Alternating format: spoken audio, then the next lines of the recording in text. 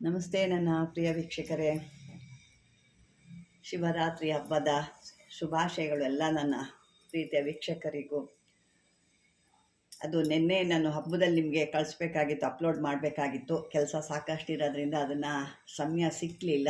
ಹಾಗಾಗಿ ಇವತ್ತು ಅಮಾವಾಸ್ಯೆ ಕೂಡ ಇರೋದ್ರಿಂದ ಇವತ್ತು ನಾನು ಅಪ್ಲೋಡ್ ಮಾಡ್ತಾ ಇದ್ದೀನಿ.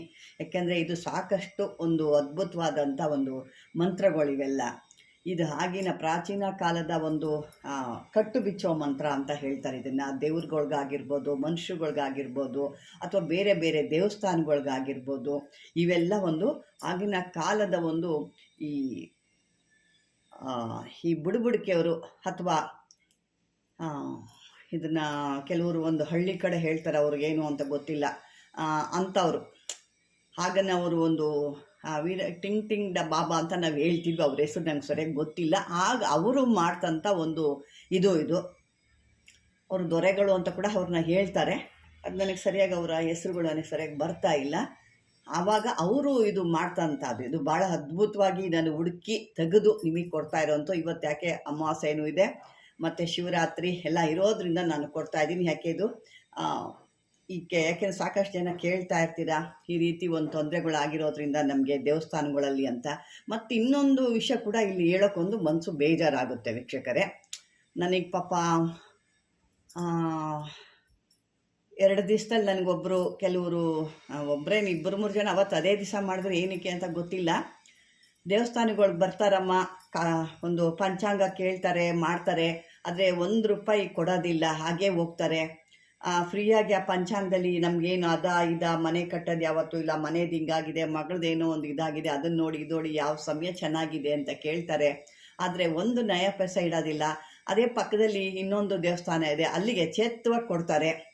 ಏನಕ್ಕೆ ನಮ್ಮ ಮನೆ ಬರ ಈ ರೀತಿ? ಮತ್ತು ನಮ್ದು ಇನ್ನೊಂದು ಏನಪ್ಪ, ನಾವು ಹುಟ್ಟಿದಾಗಲಿಂದ ಇದೇ ಕೆಲಸ ಮಾಡೋದ್ರಿಂದ ನಮಗೆ ಬೇರೆ ಕೆಲಸ ಮಾಡೋಕ್ಕೆ ನನ್ನ ಕೈಲಿ ಆಗಲ್ಲ. ನನ್ನ ಕುಲುಬು ಕಸಬೆ ಇದು. ಏನಕ್ಕೆ ಅಂತ ಗೊತ್ತಾ? ಜೀವನ ಮಾಡೋಕ್ಕೆ ಭಾಳ ಕಷ್ಟ ಇದೆ ನಮಗೆ, ಇದರಿಂದನೇ ಜೀವನ ಮಾಡಬೇಕು.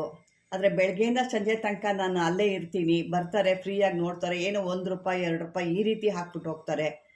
ಭಾಳ ಜೀವನದಲ್ಲಿ ಬೇಸರ ಆಗುತ್ತೆ. ಮನೆ ಜೀವನ ನಡೆಸೋದು ಕಷ್ಟ ನಮಗೆ. ಯಾಕೆ ಇದರಿಂದ ಜೀವನ ಮಾಡೋರು, ಬೇರೆ ಕೆಲಸ ನಮಗೆ ಗೊತ್ತಿಲ್ಲ. ಪುರೋಹಿತಿಗೆ ಆಗ್ಲಿಂದ ಪುರೋಹಿತಿಗೆ ಬಂದಿದ್ದೀವಿ ನಾವು ಅಂತ ಪಾಪ ಹೇಳ್ತಾರೆ.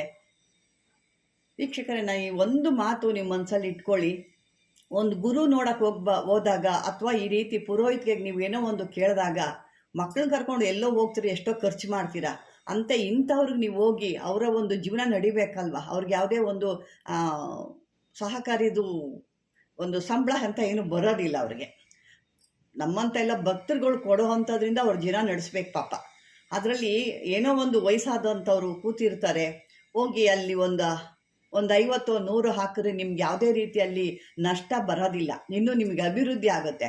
ಅವರು ಬಿದ್ದಂಥ ಹಣನ ಅವರು ಜೀವನ ಮಾಡ್ತಾರೆ. ಅವರು ನಿಮ್ಮ ಮನಸ್ಸು ತೃಪ್ತಿಯಾಗಿ ನಿಮ್ಗೊಂದು ಆಶೀರ್ವಾದ ಮಾಡ್ತಾರೆ. ಯಾಕೆಂದರೆ ಸಾಕಷ್ಟು ಜನ, ಯಾಕೆ ನನ್ನ ಹತ್ರನೂ ಎಷ್ಟೋ ಜನ ಇದೇ ರೀತಿ ಮಾಡ್ತಾರೆ. ಎಷ್ಟು ದೂರದಿಂದ ಬರ್ತಾರೆ ಅಂದರೆ ಅಷ್ಟು ದೂರಿಂದ ಬಂದು 1 ಅವರ್ 2 ಅವರ್ ಕತೆ ಹೇಳಿಬಿಟ್ಟು ಕೊನೆಗೆ ಅಮ್ಮ ಫೋನ್ಪೇ ಮಾಡ್ತೀವಿ, ಅದು ಮಾಡ್ತೀವಿ, ಇದು ಮಾಡ್ತೀವಿ, ಇಲ್ಲ ದುಡ್ಡು ಮುಗ್ದೋಗಿದೆ ಬರ್ತೀವಿ, ಇದೆಲ್ಲ ಹೇಳ್ತಾರೆ. ಅಸಹ್ಯ ಅನಿಸುತ್ತೆ. ನಾನು ಅದೇ ಇವ್ರಿಗೆ ನಿತ್ಯ ದರಿದ್ರ, ಇವರಿಗೆ ಈ ದರಿದ್ರ ಇವ್ರಿಗೆ ಹೋಗಲ್ಲ. ಯಾಕೆಂದರೆ ಈ ರೀತಿ ಒಂದು ಗುರು ಹತ್ರ ಬಂದೇ ಅವರು ಕತೆಗಳು ಹೇಳಿ ಅವ್ರ ಕಷ್ಟಗಳು ಪರಿಹಾರ ಮಾಡಿಕೊಂಡು ಕೊನೆಗೆ ಈ ರೀತಿ ನಮ್ಮ ಹತ್ರ ಅದಿಲ್ಲ, ಇದಿಲ್ಲ, ಫೋನ್ಪೇ ಇಲ್ಲ, ಇನ್ನೊಂದಿಲ್ಲ, ಖರ್ಚಿಗೆ ಕಾಸಿಲ್ಲ, ಇದೆಲ್ಲ ಅಸಹ್ಯವಾಗಿ ಹೇಳ್ತಾರೆ. ಅವ್ರಿಗೇನು ಅಂದರೆ ಕರ್ಮನ ಕಳ್ಕೊಳಕ್ಕೆ ಬಂದಿರಲ್ಲ, ಅವರು ಕರ್ಮನ ಮತ್ತೆ ಕಟ್ಕೊಂಡು ಗುರು ಶಾಪ ತೊಗೊಂಡು ಹೋಗ್ಲಿಕ್ಕೆ ಬಂದಿರ್ತಾರೆ. ಅದೇ ರೀತಿ ಪಾಪ ಈ ಪುರೋಹಿತರು ಹೇಳಿದಾಗ ನನಗೆ ಅಷ್ಟು ನೋವಾಯಿತು. ನಾನು ಹೇಳಿದೆ, ನನ್ನ ಕೈಲಿ ಆದಷ್ಟು ನಿಮಗೆ ನಾನು ಕಳಿಸ್ತೀನಿ.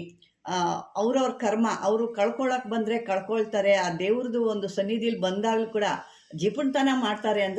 ಅಂದರೆ ಅವ್ರಿಗೆ ದೇವ್ರು ತಥಾಸ್ತು ಹೊಂದಿರ್ತಾನೆ. ಯಥಾ ರಾಜ ತಥಾ ಪ್ರಜಾ ಅಂತ ಹೇಳ್ತಾರೆ ನೋಡಿ. ಆ ರೀತಿ ನೀನು ಮಾಡಿದ ದರಿದ್ರ ನಿನ್ನಿಂದೆ ತೊಗೊಂಡು ಹೋಗ್ತಿರ್ತೀಯ. ಒಂದು ತಟ್ಟೆಗೆ ಟಣ್ಣಂತ ಆ ಒಂದು ಅವಾಗಿಂದು ಇರೋದು ಹೇಳ್ತಾರೆ. ಅವಾಗ ಒಂದು ಚಿಲ್ಲರೆ ಕಾಸುಗಳು, ನಾಣ್ಯಗಳು ಅಂತ ಇದ್ದವು. ಆ ನಾಣ್ಯಗಳು ಟಣ್ಣಂತ ಆ ತಟ್ಟೆಗೆ ಬಿದ್ದಾಗ ಅವನಲ್ಲಿರೋ ಅಹಂಕಾರ, ಕರ್ಮ ಹೋಗ್ತಿತ್ತು ಅನ್ನೋ ಉದ್ದೇಶದಲ್ಲಿ ಒಂದು ಹಣನ ಆ ಒಂದು ಮಂಗಳಾರತಿ ತಟ್ಟೆಗೋ ಅಥವಾ ಅವ್ರಿಗೆ ಪುರೋಹಿತರಿಗೋ ನಾವು ಕೊಡ್ತಾ ಇದ್ದಿದ್ದು. ಅಲ್ಲಿ ಹಾಕಿದಾಗ ಆ ಒಂದು ಶಬ್ದದಿಂದ ಅವನಲ್ಲಿರೋ ಅಹಂಕಾರ ದಾರಿದ್ರ ಹೋಗುತ್ತೆ ಅಂತ. ಇಲ್ಲಿ ಏನು ಮಾಡ್ತಿದ್ದಾರೆ ಅಂದರೆ ಕರ್ಮಗಳನ್ನ ಕಟ್ಕೊಂಡು ಗುರು ಶಾಪ ತೊಗೊಂಡು ಹೋಗ್ತಾ ಇರ್ತಾರೆ. ಇಷ್ಟು ಹೊತ್ತು ಇದೆಲ್ಲ ಮಾಡ್ತಾರೆ. ಯಾಕೆ ಅಂತಂದರೆ ಏನು ಇವರು ಹೊರಗಡೆ ಬೇರೆ ಕಡೆ ಆದರೆ ಕೊಡೋದೇ ಇಲ್ವಾ? ಹಾಗೇನೆ ಹೇಳ್ಬಿಟ್ಟು ಕಳಿಸ್ತಾರಾ? ಯಾಕೆಂದರೆ ಒಂದು ಧರ್ಮ ಅಂತಿರುತ್ತೆ. ಯಾರೇ ಆದರೂ ಹೇಳಿ, ಇವಾಗ ಆ ಪುರೋಹಿತರು ಪಾಪ ಏನು ಮಾಡ್ತಾರೆ, ಕೇಳಿದ್ಮೇಲೆ ಕೊಡ್ದಾ ಇರ್ತಾರಾ? ಪಾಪ ಏನೋ ಹಾಕ್ತಾರೆ, ನಾನು ಮೊದಲೇ ಕೇಳೋದು ಯಾಗಪ್ಪ ಅಂತ ಅವ್ರು ಇರ್ತಾರೆ. ಅದೇ ರೀತಿ ನಾವು ಕೂಡ ಮಾಡ್ತೀವಿ ಅದನ್ನು, ದುಡ್ಡಿಗಾಗಿ ಇಲ್ಲಿ ಯಾವುದೂ ಕೂತಿರೋದಿಲ್ಲ ನಾವು. ಅದೇ ರೀತಿ 1 ಅವರು 2 ಅವರು ನಿಮ್ಮ ಕತೆ ಕೇಳಿಕೊಂಡು, ನಮಗೂ ಕೆಲಸ ಬಿಟ್ಟು ನಿಮಗೆ ಕತೆ ಹೇಳ್ಕೊಂಡು ನಿಮ್ಮ ಒಂದು ಕಷ್ಟನ ಪರಿಹಾರ ಮಾಡೋಕ್ಕೆ ನಮಗೂ ಸಮಯ ಇರೋದಿಲ್ಲ. ನಾವು ಅಷ್ಟು ಸಮಯ ಮಾಡ್ಕೊಂಡು ಅಷ್ಟು ದೂರದಿಂದ ಬಂದಿರ್ತಾರಲ್ವ ಹೇಳೋಣ ಅನ್ನೋದು ನಾವು ಕೂಡ ಕೂತಿರ್ತೀವಿ. ಈ ರೀತಿ ನೀವು ಮಾಡಿದಾಗ ನಿಮಗೆ ನೀವೇನು ಅಲ್ಲಿಂದ ಕರ್ಮ ಕಟ್ಕೊಂಬಂದಿರ್ತೀರ ನೋಡಿ, ಇಲ್ಲಿಗೆ ಕರ್ಮ ಕಳ್ಕೊಂಡು ನಾವು ಒಳ್ಳೇದು ಮಾಡ್ಕೋಬೇಕು ಅಂತ ಇಲ್ಲ. ನೀವು ಮತ್ತೆ ಅದ್ರ ಇನ್ನೂ 2ರಷ್ಟು ಗುರು ಶಾಪ ಆಗಿರ್ಬೋದು, ಪುರೋಹಿತಿಗೆ ಆಗಿರ್ಬೋದು, ಅಥವಾ ಬ್ರಾಹ್ಮಣ ಶಾಪ ಇರ್ಬೋದು, ಇದನ್ನೆಲ್ಲ ಕಟ್ಕೊಂಡು ಇನ್ನೂ ಹೆಚ್ಚಿಗೆ ಮಾಡ್ಕೊಂಡು ಹೋಗ್ತೀರಾ. ವಿಷಯ ಇಷ್ಟಿಗೆ ನಾನು ಇದನ್ನು ಅರ್ಥ ಮಾಡ್ಕೊಳ್ಳಿ. ಯಾಕೆ ಅಂದರೆ ಎಲ್ಲೆಲ್ಲ ಖರ್ಚು ಮಾಡ್ತೀವಿ. ಹೊರಗಡೆ ಹೋದರೆ ಒಂದು ಊಟ ತಿಂಡಿಗೆ ಕಣ್ಣಿಗೆ ಬೇಕಾಗಿ ತೊಗೋಬೇಕು ಅಂತಂದರೆ 2,000 3,000 ಖರ್ಚು ಮಾಡ್ತೀವಿ. ಆದರೆ ಪಾಪ ಪುರೋಹಿತರು ಇದರಿಂದ ಜೀವನ ಮಾಡಬೇಕು. ಹೋಗಿ ಅವ್ರ ಕೈಯಲ್ಲಿ, ನಿಮ್ಮ ಕೈಯಲ್ಲಿ ಆದಷ್ಟು ಒಂದು ಹಾಕಿ. ಅಂಥ ದರಿದ್ರ ಏನು ಯಾರಿಗೂ ಕೊಟ್ಟಿರೋದಿಲ್ಲ ದೇವರು. ನಿಮ್ಮ ದರಿದ್ರ ನೀವೇ ಕೊಂಡ್ಕೊಂಡು ಹೋಗ್ತೀರಾ. ದೇವ್ರ ಹತ್ರ ಬಂದು ಕೊಂಡ್ಕೊಂಡು ಹೋಗ್ತೀರಾ, ಗುರುಗಳ ಹತ್ರ ಬಂದು ಕೊಂಡ್ಕೊಂಡು ಹೋಗ್ತೀರಾ ದರಿದ್ರನ. ಇದನ್ನು ಬಿಟ್ಟು ಇನ್ನು ಮುಂದಾದರೂ ಒಂದು ಒಳ್ಳೆ ರೀತಿಯಲ್ಲಿ ನಡ್ಕೊಳ್ಳಿ ಅಂತ ನಾನು ಹೇಳೋಕ್ಕೆ ಇಷ್ಟಪಡ್ತೀನಿ. ಇದು ಯಾರಿಗೇನು ಇದು ಮಾಡಬೇಕು ಅಥವಾ ಇದು ಅವ್ರಿಗೆ ಅರ್ಥ ಆಗದಿರೋರಿಗೆ ಅರ್ಥ ಆಗಿರಲಿ, ಅಥವಾ ಗೊತ್ತಿಲ್ಲದೆ ಮಾಡ್ತಾ ಇದ್ದಾರೋ ಏನೋ, ಅರಿವಿಲ್ಲದೆ ಅವ್ರಿಗೆ ನಡ್ಕೊಳ್ತಿದ್ದಾರೋ ಏನೋ ಗೊತ್ತಿಲ್ಲ. ಆ ಶಾಪಗಳು, ಆ ಕರ್ಮಗಳು ಅವ್ರಿಗೆ ಬೇಡ. ಹಾಗಾಗಿ ನಾನು ಇದನ್ನೇ ಎಚ್ಚರಿಸ್ತಾ ಇದ್ದೀನಿ ಅಷ್ಟೇ. ಇನ್ನು ಮುಂದೆ ಆ ರೀತಿ ಮಾಡೋಕ್ಕೆ ಹೋಗಬೇಡಿ ಅಂತ ಹೇಳ್ತಾ ಇದ್ದೀನಿ. ಬನ್ನಿ ಈಗ ನಾವು ಈ ಮಂತ್ರ ಏನಕ್ಕೆ ಈ ರೀತಿ ಕಟ್ಟುಗಳಿಗೆಲ್ಲ ಅನ್ನೋದು, ಯಾಕೆಂದರೆ ಇವತ್ತು ಭಾಳ ಒಳ್ಳೆಯ ದಿವಸ ಇರೋದ್ರಿಂದ ಇದನ್ನು ನಾನು ನಿಮಗೆ ಕೊಡ್ತಾ ಇದ್ದೀನಿ. ಇದು ಒಂದು ಆಗಿನ ಅದನ್ನು ದೊರೆಗಳು ಅಂತ ಹೇಳ್ತಾರೆ. ದೊರೆಗಳು ಅಂದರೆ ಅವರು ಅದೇ ಈ ಕಾಡು ಜನಗಳು ಅಂತ ಕೂಡ ಹೇಳ್ಬೋದು. ಅವ್ರಿಗೆ ಸುಮಾರು ಹೆಸರುಗಳು ಇರ್ತವೆ ಅವ್ರಿಗೆ. ಅವರು ಅವಾಗ ನಡೆಸ್ತಿದ್ದಂಥ ಒಂದು ಮಂತ್ರಗಳು, ದೇವರುಗಳಿಗಾಗಲಿ ಮನುಷ್ಯಗಳಾಗಲಿ ಕೂರಿಸ್ಬಿಟ್ಟು ಅವರು ಅದನ್ನು ಮಾಡ್ತಿದ್ರಂತೆ. ಅದನ್ನು ಕೂಡ ನಾವು ಯಾವ ರೀತಿಯನ್ನು ತಿಳ್ಕೊಳ್ಳೋಣ. ಈಗ ನಾನು ಇದನ್ನು ಒಂದು ಸರಿ ನಿಮಗೆ ಮಂತ್ರ ಹೇಳ್ತೀನಿ. ಯಾಕಂದರೆ ಕೆಲವ್ರಿಗೆ ಬರೋದಿಲ್ಲ, ಪಾಪ ಓದ್ಲಿಕ್ಕೆ ಬರಲ್ಲ ಅಂತ ಹೇಳ್ತಾರೆ. ಯಾಕೆಂದರೆ ನಾವು ಇಷ್ಟು ನಿಮಗೆ ಮಾಡ್ತಾ ಇದ್ದಾಗ ನೀವು ಅದನ್ನು ದುರುಪಯೋಗ ಪಡಿಸ್ಕೊಳ್ತಾ ಇದ್ದೀರಾ. ಒಂದು ಯಾವ ರೀತಿ ಇದಕ್ಕೆ ಒಂದು ಕೃತಜ್ಞತೆ ಹೇಳಬೇಕು ಅಥವಾ ಕೃತಜ್ಞತೆ ನಾವು ಪಡ್ಕೋಬೇಕು, ಅದರಿಂದ ಯಾವ ರೀತಿ ಆಶೀರ್ವಾದ ತಗೋಬೇಕು ಅನ್ನೋ ಒಂದು ಋಣ ಕಳ್ಕೊಳ್ಳೋ ಇದಿಲ್ಲ, ಋಣ ಹೆಚ್ಚಿಸ್ಕೊತ ಹೋಗ್ತಾ ಇದ್ದೀರಾ. ಆದರೆ ನಾನು ಆ ರೀತಿ ಮಾಡಲ್ಲ. ನನ್ನದಲ್ಲಿ ಏನಿದೆಯೋ ಅದನ್ನು ನಾನು ಕೊಟ್ಟು ನಿರಾಳ ಹಾಕ್ತಾ ಇದ್ದೀನಿ ನಾನು. ಹಾಗಾಗಿ ಈ ಮಂತ್ರ ಕೂಡ ನಾನು ಹೇಳ್ತೀನಿ. ಸಾಕಷ್ಟು ಜನ ಪಾಪ ಕೇಳ್ತಾರೆ, ನಮ್ಗೆ ಓದ್ಲಿಕ್ಕೆ ಬರಲ್ಲ, ನಮ್ಗೇನು ಮಾಡಿ ಸ್ವಲ್ಪ ಹೇಳಿ ಅಮ್ಮ ಅಂತ. ದಯವಿಟ್ಟು ಈಗ ಅದನ್ನು ಕೇಳಿಸ್ಕೊಳ್ಳಿ ಅಂತ ಹೇಳ್ತಾ, ಯಾ ಪ್ರಹ್ಲಾದ ರಕ್ಷಣಾಯ ಉಗ್ರ ಬಟುಲ ಸ್ಫೂರ್ತಿ ರೌದ್ರ ಬಂಧನಾಯ ಅಘೋರ ವೀರ ನಾರಸಿಂಹಾಯ ಜಪ ಅಘೋರ ವೀರ ನಾರಸಿಂಹಾಯ ದುಷ್ಟ ಭೂತ ಪ್ರೇತ ಚಾರಣ ದುಷ್ಟಗ್ರಹಾದು ಸ್ವಪ್ನ ಬಿಂದಿ. ಇದನ್ನು ಬಿಂದಿಯನ್ನು 4 ಬಾರಿ ಹೇಳ್ಬೇಕು. ಯಾಕಂದರೆ ಅಷ್ಟೋ ತನಕ ನಾನು ಬರೆಯೋಕ್ಕೆ ಸ್ವಲ್ಪ ಕಷ್ಟ ಆಗುತ್ತೆ. ಅದಕ್ಕೆ ನಾನು ಶಾರ್ಟಾಗಿ ನಾನು ಬರಿತಿದ್ದೀನಿ. ಭೂತ ಪ್ರೇತ ಚಾರಣ ದುಷ್ಟಗ್ರಹಾದು ಸ್ವಪ್ನ ಬಿಂದಿ 4 ಬಾರಿ ಹೇಳಬೇಕಿದ್ದ. ಕಾಟೇರಿ ಪಂಪೈನ ಕನ್ನೇದ್ರಿ ಪಂಪೈನ ಪೋತರಾಜು ಪಂಪೈನ ಗುರುನಾದಿನಿ ಪಂಪೈನ ನಾಟೈನ ಪೋಟೈನ ನಾಟೈನ ಕುಜನುಲ ಶಿಲತೈನ ತೀಸಿ ಪಡವೇಸಿ ಓಂಕಾಳಿ ಪ್ರಳಯ ಕಾಳಿ ದುರ್ಗಿ ಮಂತ್ರ ದೇವತಾ ದಿಗು ಓಂಕಾಳಿ ಪ್ರಳಯ ಕಾಳಿ ದುರ್ಗಿ ದೇವತಾ ದಿಗು ಓಂ ಪಟ್ ಸ್ವಾಹ. ಇದನ್ನು ಅವರು ಅದನ್ನು ಹೇಳ್ತಾ ಇದ್ರು. ಅಂದರೆ ಅವರು ಇದಕ್ಕೆ ಬಳಸ್ತಾ ಅಂತ ಆದದ್ದು ಯಾರು ಮನುಷ್ಯರಾಗಿದ್ದರೆ, ನರಮನುಷ್ಯರಲ್ಲಿ ಏನಾದ್ರು ಆಗಿತ್ತು ಅಂದರೆ ಅವ್ರನ್ನ ಕೂರಿಸಿ ಆ ರೀತಿ ತೆಗಿಯೋರು. ಮತ್ತು ದೇವತೆಗಳಿಗಾದರೂ ಕೂಡ ಈ ರೀತಿ ಅವರು ಮಾಡ್ತಾಯಿದ್ರು. ವೀಕ್ಷಕರೇ, ಇದು ಒಂದು ಅದ್ಭುತವಾದಂಥ ಒಂದು ಕಟ್ಟು ಬಿಚ್ಚೋ ಮಂತ್ರ ಅಂತ ಹೇಳ್ಬೋದು.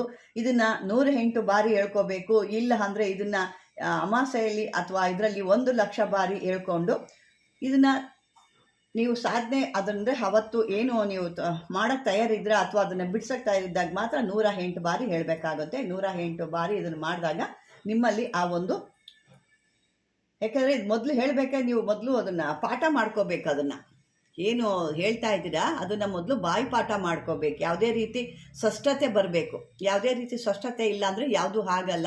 ಯಾಕಂದರೆ ಸಾಕಷ್ಟು ಜನ ಕೇಳ್ತಿದ್ರಿ ಪಾಪ. ಇವತ್ತು ಬಹಳ ದಿನವೂ ಚೆನ್ನಾಗಿರೋದ್ರಿಂದ ಇವತ್ತು ನಾನು ನೆನ್ನೆ ಮಾಡಿದ್ದು ಇವತ್ತು ನಾನು ನಿಮಗೆ ಅಪ್ಲೋಡ್ ಮಾಡ್ತಾ ಇದ್ದೀನಿ ಅಂತ ಹೇಳ್ತಾ ವೀಕ್ಷಕರೇ, ಒಂದು ಸದ್ಬುದ್ಧಿ ಇಟ್ಕೊಳ್ಳಿ, ಸ್ವಾರ್ಥಿಗಳು ಆಗಬೇಡಿ.